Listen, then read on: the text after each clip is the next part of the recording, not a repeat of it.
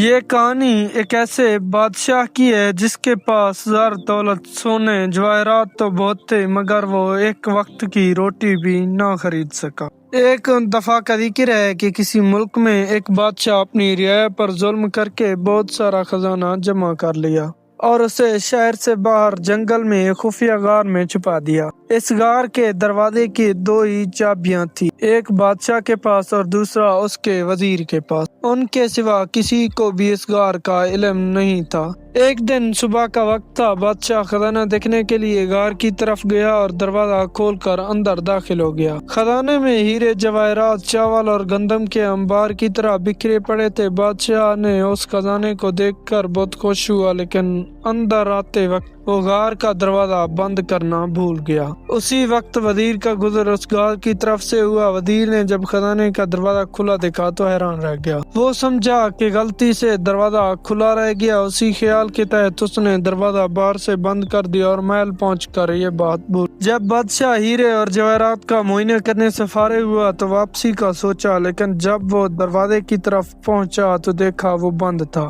بادشاہ نے دروازے کو خوب زور زور سے پیٹنا شروع کر دیا، لیکن اس ویران جنگل میں اس کی آواز سننے والا کوئی نہ تھا۔ بھوک اور پیاس کی شدت اتنی بڑھ گئی تھی کہ وہ آخر ہیرو سے بھیک مانگنے لگا۔ اے قیمتی پتھر، مجھے ایک وقت کا کھانا دے دو۔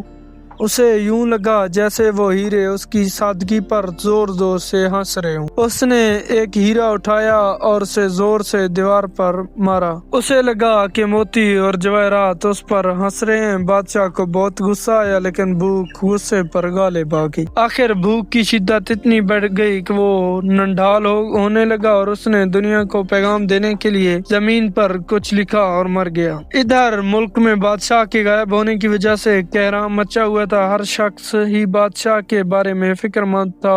بادشاہ کو تلاش کرتے ہوئے اتفاق سے وزیر کا گزر اس غار کی طرف سے ہوا تو اس نے سوچا کہ بادشاہ کے خزانے کا کچھ پتہ کریں۔ جب وہ غار کے اندر داخل ہوا تو دیکھا بادشاہ مرا پڑا ہے اور زمین پر لکھا ہے، دولت کسی کو زندگی نہیں دے سکتی۔ وزیر بادشاہ کی لکھی ہوئی تحریر پڑھ کر سکتے میں آ گیا اور وہ بادشاہ کا تجربہ محسوس کر چکا تھا۔ اس نے تہیہ کیا کہ آئندہ زندگی میں وہ دولت کے بجائے انسانوں سے پیار کرے گا اور کسی کو تکلیف نہیں دے گا۔